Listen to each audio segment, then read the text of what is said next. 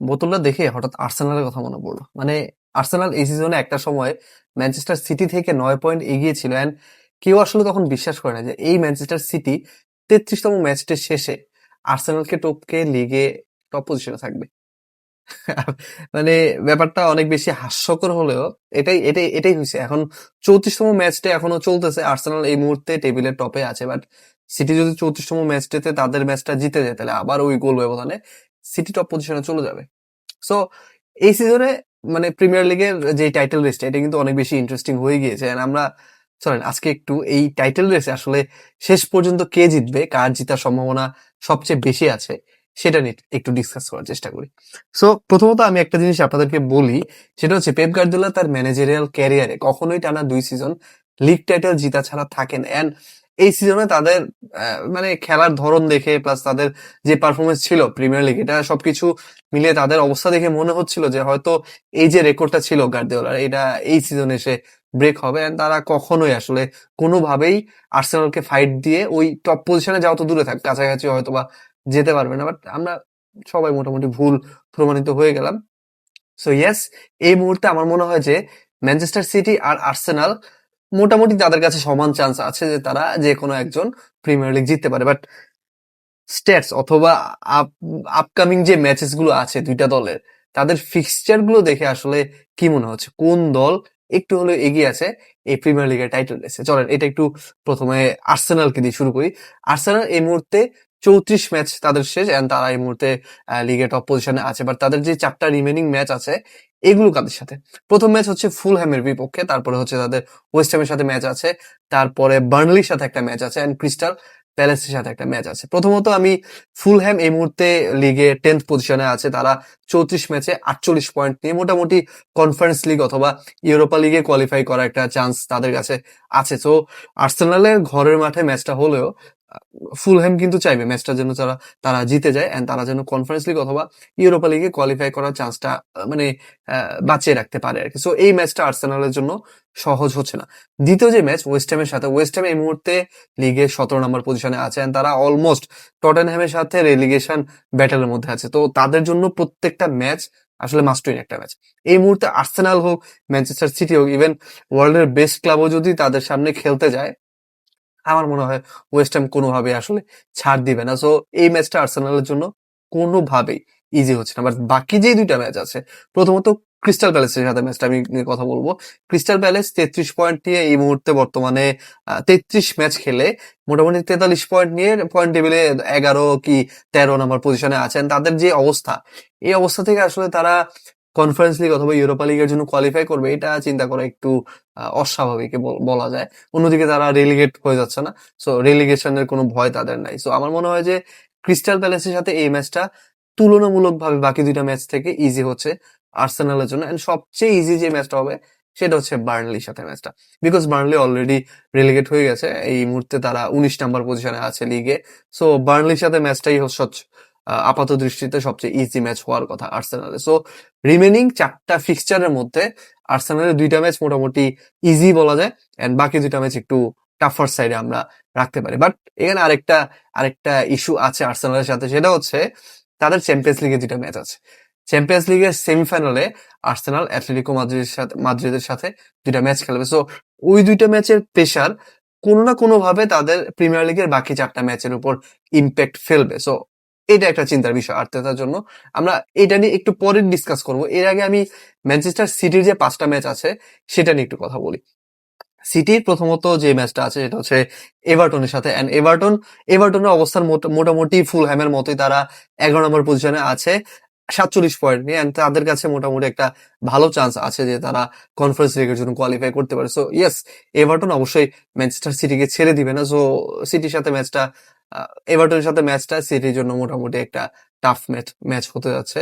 Brentford 9 নম্বর পজিশনে আছে, সিটির যে সেকেন্ড ম্যাচ বাকি আছে ব্রেন্টফোর্ডের সাথে। ব্রেন্টফোর্ড বর্তমানে লিগ টেবিলে 9 নম্বরে আছে। তাদের কাছে মোটামুটি ভালো একটা চান্স আছে যে তারা ইউরোপা লিগের জন্য কোয়ালিফাই করতে পারে। চেলসি 8 নম্বরে আছে, ব্রেন্টফোর্ড 9 নম্বরে আছে। এন্ড আমার মনে হয় যে ব্রেন্টফোর্ডের সাথে ম্যাচটা খুব একটা সহজ হচ্ছে না সিটির জন্য। আবার বর্নমাউথ যারা কিনা এই মুহূর্তে 7 নম্বর পজিশনে আছে, এন্ড তাদের কাছে অনেক ভালো চান্স আছে যে তারা ইউরোপা লিগে কোয়ালিফাই করতে পারে। ইভেন চ্যাম্পিয়ন্স লিগে কোয়ালিফাই করার চান্সটা অনেক অনেক কম, আমি আসলে এটা বলবো না, বাট ইউরোপা লিগের জন্য তারা মোটামুটি ভালো একটা কোয়ালিফাইং চান্স আছে। ইভেন বর্নমাউথ লাস্ট 5 ম্যাচে প্রিমিয়ার লিগে কোনো ম্যাচ হারে নাই।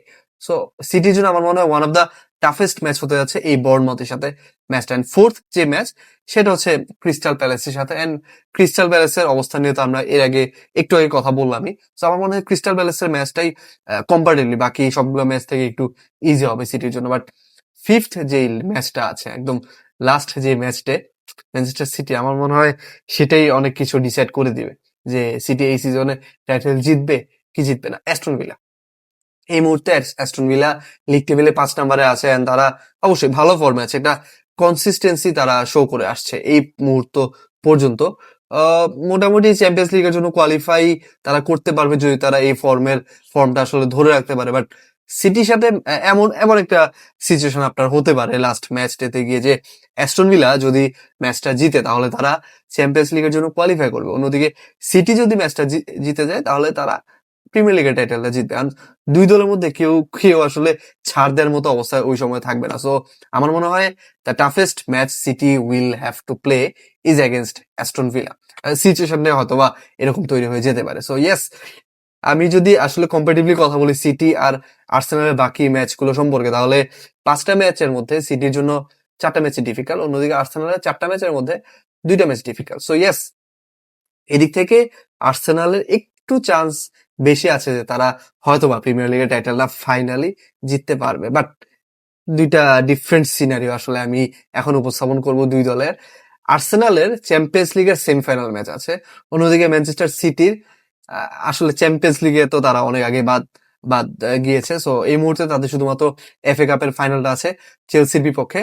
So আমি যদি ওইটাকে একটা সাইডে রেখে দিই, আমার মনে হয় আর্সেনালের ফিক্সচারটা একটু হলেও কঠিন, বিকজ চ্যাম্পিয়ন্স লিগ আর প্রিমিয়ার লিগ এখন আপনার কাছে দুইটা অপশন আছে, এক হচ্ছে চ্যাম্পিয়ন্স লিগ, এক হচ্ছে প্রিমিয়ার লিগ। এন্ড আপনি মিকেল আর্তেতা, আপনি অবশ্যই কোনো একটা কম্পিটিশনকে প্রায়োরিটি দিবেন, আরেকটাকে প্রায়োরিটি দিবেন না, এটা এটা আসলে সম্ভব না। কেন বলি, প্রিমিয়ার লিগের টাইটেল জেতার জন্য লাস্ট কয়েকটা সিজন ধরেই আর্সেনাল চেষ্টা করছে, তারা মানে সেকেন্ড পজিশন থেকে আসলে উপরে আর উঠতে পারছে না। সো ইয়েস, প্রিমিয়ার লিগের গুরুত্ব কোনোভাবে আর্তেতার কাছে কম নয়। আর্তেতা কি, কোনো আর্সেনাল ফ্যান, কোনো ম্যানেজমেন্টের কাছেই প্রিমিয়ার লিগের গুরুত্ব এই মুহূর্তে আসলে কোনো অংশেই চ্যাম্পিয়ন্স লিগ থেকে কম নয়। সো আর্তেতার আর্সেনাল আসলে প্রিমিয়ার লিগ নিয়ে কোনো রিস্ক নিতে চাইবে না যে চ্যাম্পিয়ন্স লিগের জন্য আমরা সেরা স্কোয়াডটা রেখে দিই, আমাদের কিছু প্লেয়ার রেস্ট দিয়ে আমরা প্রিমিয়ার লিগে একটু আমাদের সেকেন্ড একটা বেঞ্চ স্কোয়াডটা ট্রাই করতে পারি, এরকম রিস্ক আসলে আর্তেতা নিতে চাইবে না এই মুহূর্তে। আবার চ্যাম্পিয়ন্স লিগ এমন একটা কম্পিটিশন, আপনি যত যাই বলেন না কারণ চ্যাম্পিয়ন্স লিগের গুরুত্ব অনেক বেশি। আপনি কোনোভাবেই প্রিমিয়ার লিগ জেতার জন্য চ্যাম্পিয়ন্স লিগে আপনার একটা উইক স্কোয়াড অথবা মোটামুটি একটা সাফল্ড একটা স্কোয়াড নামিয়ে দেবেন অ্যাথলেটিকো মাদ্রিদের বিপক্ষে, এটা আসলে আপাত দৃষ্টিতে আমার মনে হয় না এটা আর্তেতা করবে। সো আর্তেতা আর্তেতা যেটা করবে সেটা হচ্ছে সে দুই নৌকায় পাওয়া দিবে। লাইক সে প্রিমিয়ার লিগও জিততে যাবে অ্যান্ড চ্যাম্পিয়ন্স লিগও at the same time Champions লিগের ফাইনালেও কোয়ালিফাই করতে যাবে। সো ওইখানে আসলে আমার মনে হয় আর্তেতা ভুলটা করবে অ্যান্ড প্রিমিয়ার লিগের টাইটেলটা হারিয়ে ফেলবে। সো ইয়েস, আপনার প্রিমিয়ার লিগের স্কেডিউল দেখে হয়তো আপনার মনে হতে পারে যে আর্তেতার আর্সেনালের কাছে একটু বেটার চান্স আছে কম্পারেটিভলি ম্যানচেস্টার সিটি থেকে, যে তারা আসলে এবার প্রিমিয়ার লিগের টাইটেলটা জিততে পারে যে রিমেনিং ম্যাচগুলো আছে। বাট আমার যেটা মনে হচ্ছে যে আর্তেতার যে বাকি 6টা ম্যাচ আছে, including the 2 matches of against Atletico Madrid in the champions league, আমার মনে হয় যে আর্তেতা এবার আসলে প্রিমিয়ার লিগ এবারও জিততে পারছে না অ্যান্ড পেপ গার্দিওলার Manchester City is going to win the Premier League again.